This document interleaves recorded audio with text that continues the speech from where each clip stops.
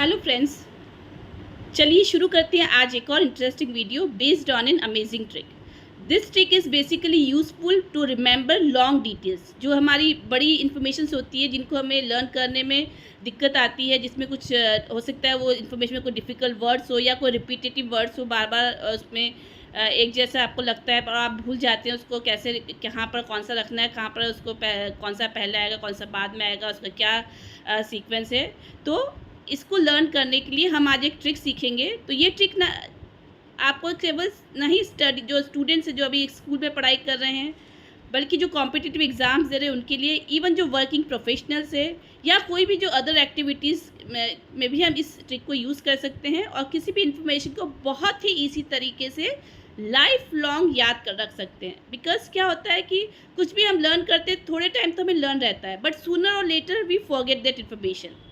तो इसके लिए हमें ये जो ट्रिक आज हम सीखेंगे, इस ट्रिक्स को अप्लाई करके आप देखेंगे कि वो इन्फॉर्मेशन कैसे आपकी मेमोरी में हमेशा के लिए सेव हो जाएगी, और that too absolutely to the point. मतलब आप उसमें कुछ भी भूलेंगे नहीं, आपको एकदम परफेक्ट आप उसको याद कर लेंगे, और कभी भी आपसे कोई पूछे आप immediately you can answer that particular question to that information.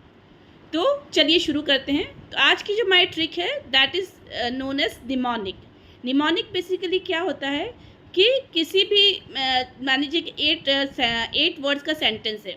अब 8 वर्ड्स का सेंटेंस में हो सकता है उसमें कुछ डिफ़िकल्ट वर्ड्स हो जो आपको लर्न नहीं हो रहे हैं, आपको डिफ़िकल्टी आ रही है। तो इस हम क्या करेंगे कि ये जो 8 वर्ड्स का सेंटेंस है, हम हर वर्ड में से पहला अल्फ़ाबेट उसका ले लेंगे।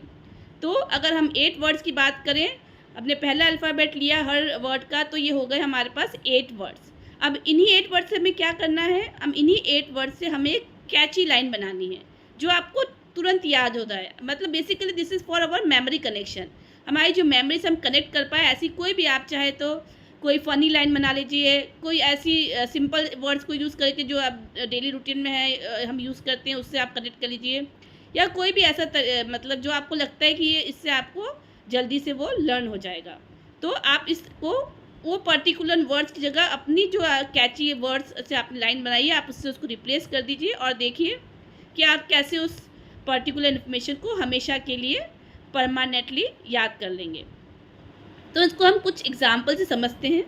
पहला एग्जाम्पल अगर हम लेते हैं हमारे ओशंस का, तो जैसे कि हमारे 5 ओशंस है। अब हमें नाम भी हो सकता है पता हो, और पर हमें ये नहीं पता रहता है कि वो ओशंस की साइज़ क्या है। उनकी साइज़, अगर सरफेस साइज़ की बात करें तो हम कौन सा बड़ा है कौन सा छोटा है, ये इतना हम लर्न नहीं कर पाते हैं और हम भूल जाते हैं। एक हम बात करें हमारे कॉन्टिनेंट्स की, तो हमारे 7 कॉन्टिनेंट्स है। अब 7 कॉन्टिनेंट्स हमारे, अगर इनकी भी बात की जाए इनकी एरिया के हिसाब से लार्जेस्ट टू स्मॉलेस्ट, तो इसका निमोनिक भी हम क्या बना सकते हैं। जैसे हम इसको आपको जो इसलिए लगे मैंने आपके लिए समझाने के लिए बनाया है। एज्यूम ऑल, है ना, assume all Africans, assume all Africans. All की जगह आप यहाँ पर अगर ऑल ऐसे एडिशनल लग रहा है तो हम ऑल हटा देंगे। हम सिर्फ ऐसे जो पर्टिकुलर, आप कई इसको ऐड भी कर लेते हैं, एक आधे वर्ड एक्स्ट्रा, पर उस टाइम क्या हो जाता है कि वो ए अगर यहाँ पर मीनिंगफुल नहीं है तो वो आप कंफ्यूज हो जाते हैं। तो हम सिर्फ, या तो हम इसको कट टू कट बना सकते हैं, एज्यूम अफ्रीकन्स, है ना। यहाँ पर पहले मैं आपको बता देती हूँ कौन कौन से कॉन्टिनेंट मैं आपको बता रही हूँ। जैसे लार्जेस्ट टू स्मॉलेस्ट, एशिया, सबसे हम लार्जेस्ट बात करें, Asia, Africa, North America, South America, then Europe, और सॉरी यूरोप के पहले Antarctica, Europe, and last is Australia. Australia सबसे छोटा कॉन्टिनेंट है। तो क्या हो गया, फिर से हम अगर बात करें सारे कॉन्टिनेंट्स की, तो Asia, Africa, North America, South America, and then Antarctica, Europe, and last में हमारा हो गया ऑस्ट्रेलिया। तब इसको लर्न करने का तरीका अगर हम बात की जाए निमोनिक के हिसाब से, तो मैंने क्या किया, assume Africans, notice southern and European, southern and European, आप कह सकते हैं कि ऑडियंस। अगर हम ऑस्ट्रेलिया आते हैं हम ए यू से बना सकते हैं ऑडियंस। तो assume Africans, notice southern and European audience. ठीक है, ये मैंने बना लिया इसका याद करने का निमोनिक, इससे मुझे तुरंत याद आए। अब यहाँ पर आप देखेंगे कि मैंने यहाँ पर, जैसे मैंने आपको पहले वाले में एग्जांपल बताया था, यहाँ पर भी मैंने दो दो पहले वर्ड्स लिए, बिकॉज इस आप देखेंगे कॉन्टिनेंट्स में 4 कॉन्टिनेंट्स जो है वो ए से ही शुरू होते हैं, तो हमें ये कन्फ्यूज हो जाएगा कि सबसे पहले वाला कौन सा कॉन्टिनेंट था।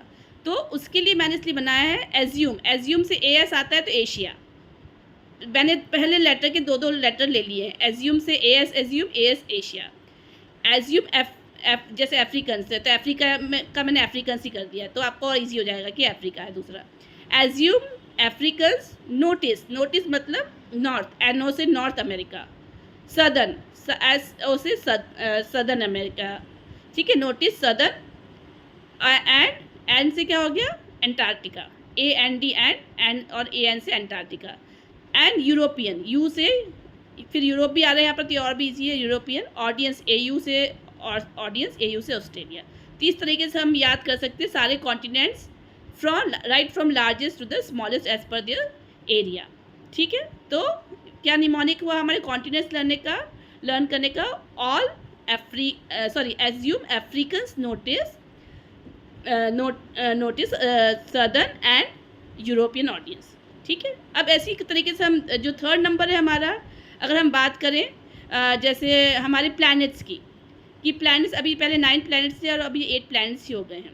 अब इन 8 प्लैनेट्स को हम उनकी डिस्टेंस फ्रॉम सन के अकॉर्डिंग हमें, मतलब सन से उनका क्या दूरी है उसको हम सन के नियरेस्ट कौन सा, सन से सबसे दूर कौन सा है, उसके अकॉर्डिंग हम उसको लर्न करना है। तो हम उसको कैसे याद करेंगे, जैसे आपको पहले प्लैनेट्स के नाम याद, अगर पहले आपको निमोनिक बता देते तो इससे आप खुद ही आप जज कर लेंगे कि अगर आपको प्लैनेट्स के नाम अगर आपको याद है तो आप खुद जज कर सकते हैं कि प्लैनेट्स कौन सा प्लैनेट सन के सबसे नियरेस्ट है, कौन सा सबसे फार है ना। तो मैं शुरू करती हूँ। जैसे माई वेरी ईगर, या आप ईगर की चाहते हैं एंथुसियास्टिक बना लीजिए। My very eager magnet jumps suddenly under nest.